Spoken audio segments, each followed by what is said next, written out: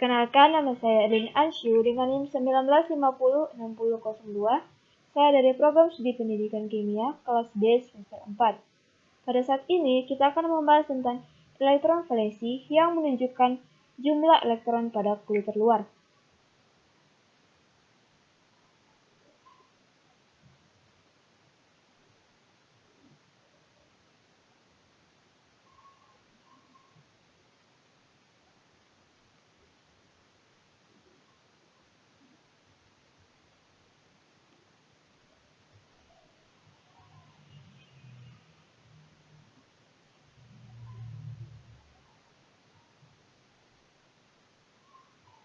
Nah, setelah mendengar kata elektron valensi, pasti akan timbul pertanyaan, apa sih elektron valensi itu? Bagaimana sih elektron valensi itu?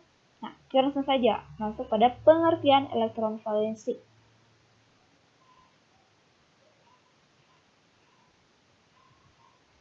Elektron valensi adalah elektron pada kelopak terluar yang terhubung dengan suatu atom dan dapat berpartisipasi di pembentukan ikatan kimia jika kelopak terluar belum penuh. Jumlah elektron valensi suatu unsur dapat ditentukan berdasarkan golongan tabel periodik, di mana unsur tersebut dikategorikan selain golongan 3-12 atau logam transisi.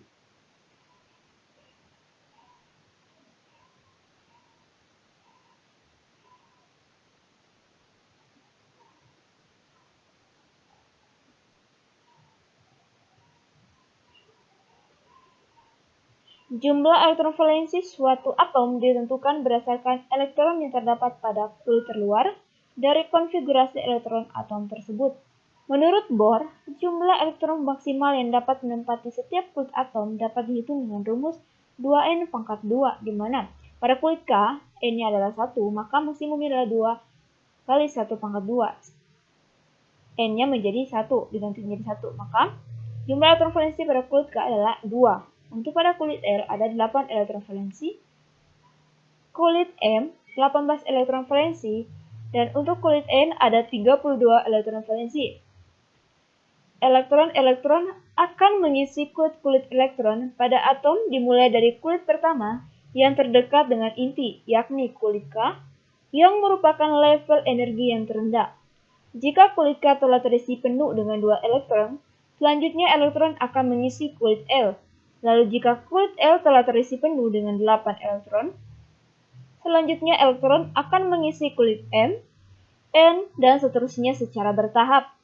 Namun, jumlah maksimum elektron pada kulit terluar atau kulit valensi dari suatu atom adalah 8.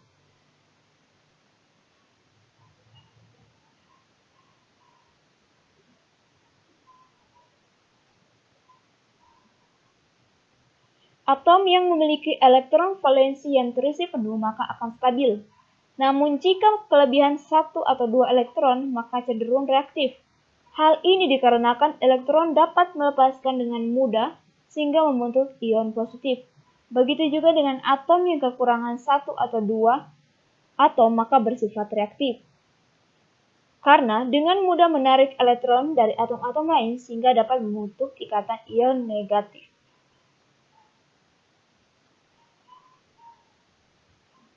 Nah, apa sih fungsi elektron valensi itu?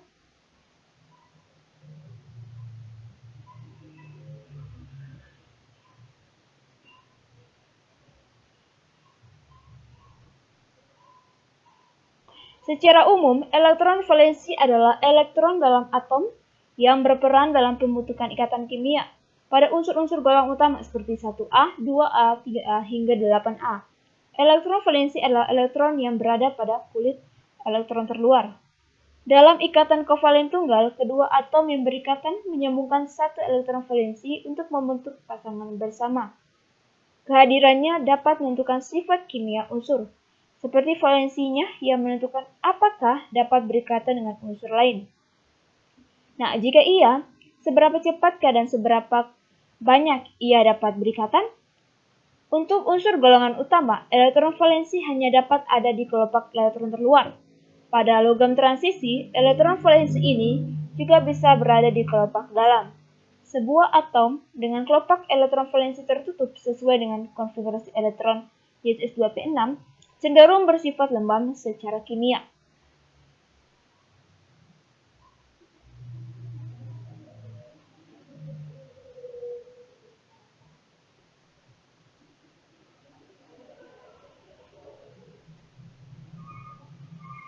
Elektron valensi adalah elektron di tingkat energi terluar atom yang dapat berpartisipasi dalam interaksi dengan atom lain.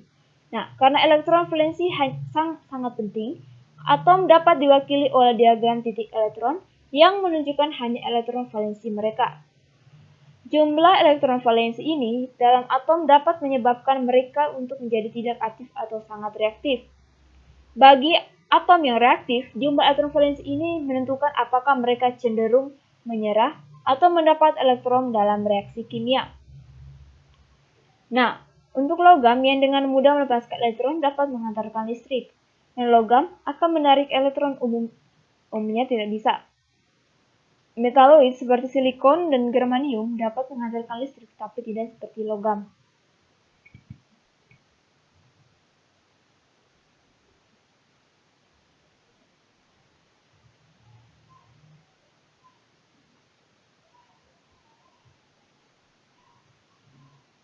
Nah, kita akan masuk pada soal dan juga pembahasannya. Kita masuk pada soal dan pembahasan. Soal pertama yaitu memfokuskan pertanyaan.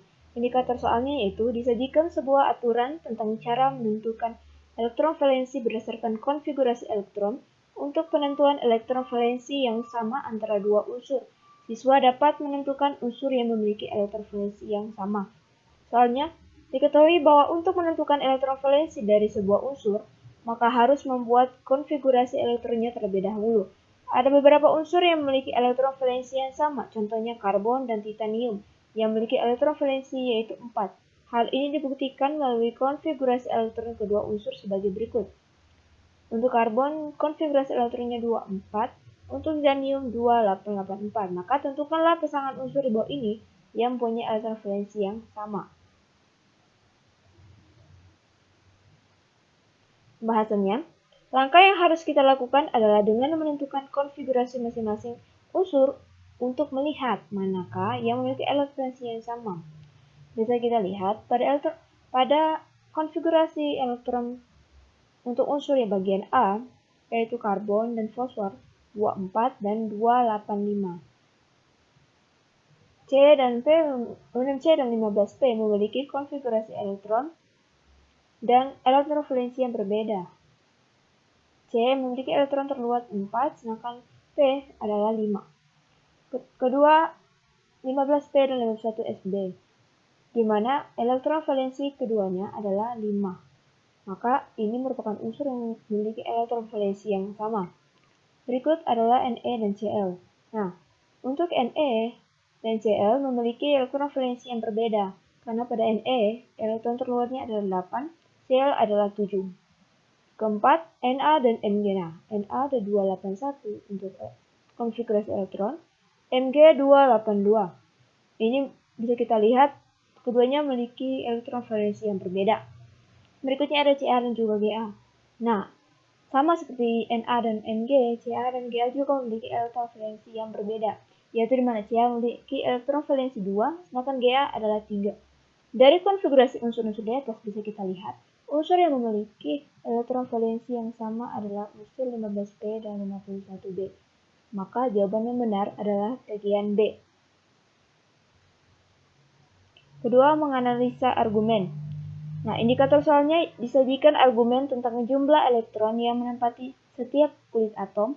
Siswa dapat menentukan jumlah elektron di setiap kulit atom untuk unsur yang telah ditentukan.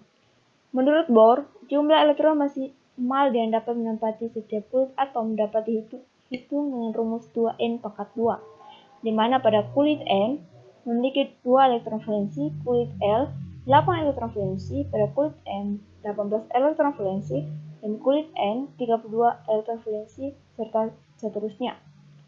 Berdasarkan pernyataan di atas, maka buatlah konfigurasi elektron dari unsur-unsur berikut beserta tentukan elektron valensi. Pada pembahasan, konfigurasi elektron Ne adalah 28. Nah, pada kulit K, Ne ada 2, elektron, pada kulit L ada 8, maka elektron valensi ada 8. Untuk Cl, konfigurasi elektron 287, pada kulit K ada 2, pada kulit L ada 8 elektron, pada kulit M ada 7 elektron, maka elektron valensinya adalah 7. Konfigurasi Cs adalah 2, 8, 18, 18, 81. Pada kulit K ada 2 elektron, kulit L ada 8, kulit M ada 18, kulit N ada 18, kulit O ada 8 elektron, kulit P ada 1 elektron, maka elektron valensi adalah 1.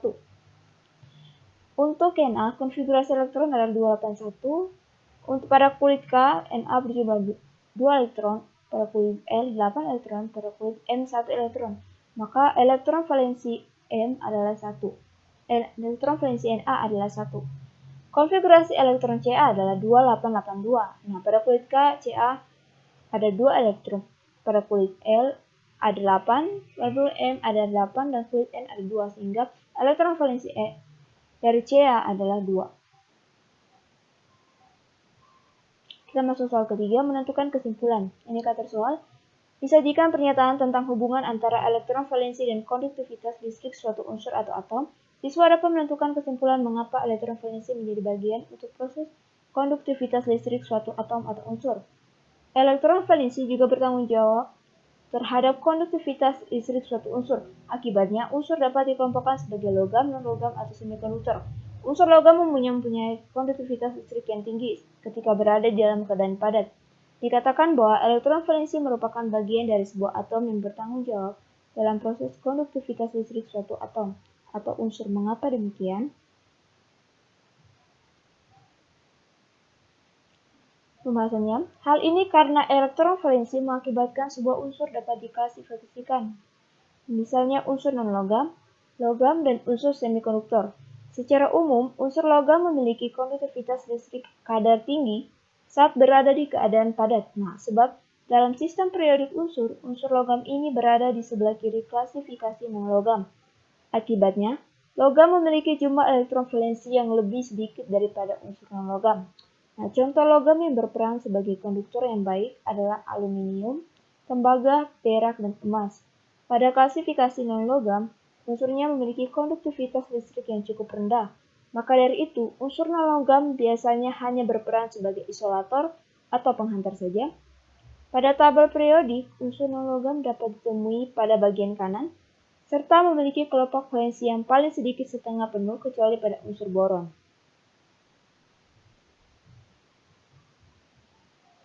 Keempat, mendeskripsikan. Nah, indikator soal diberikan pernyataan tentang ciri-ciri elektron valensi dan siswa mendeskripsikan atau menjelaskan tentang salah satu ciri-ciri elektron valensi.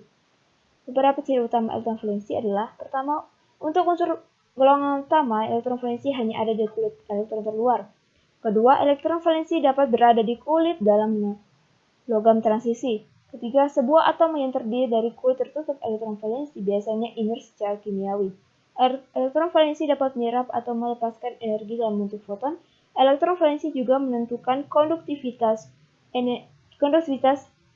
listrik suatu elemen. Bergantung pada sifat ini, elemen dapat berupa logam, non-logam, atau metaloid. Bagaimanakah elektron valensi dapat menyerap atau melepaskan energi dalam bentuk foton?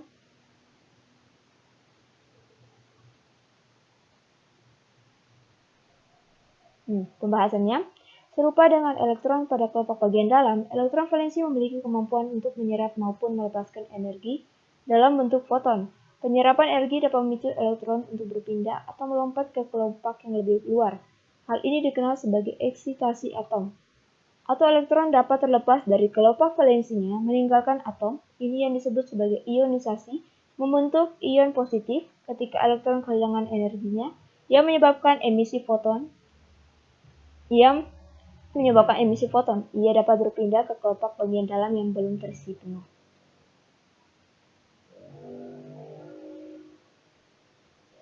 Demikianlah materi kali ini. Saya ucapkan banyak terima kasih. Semoga materi kali ini bisa bermanfaat bagi kalian yang menonton. Terima kasih.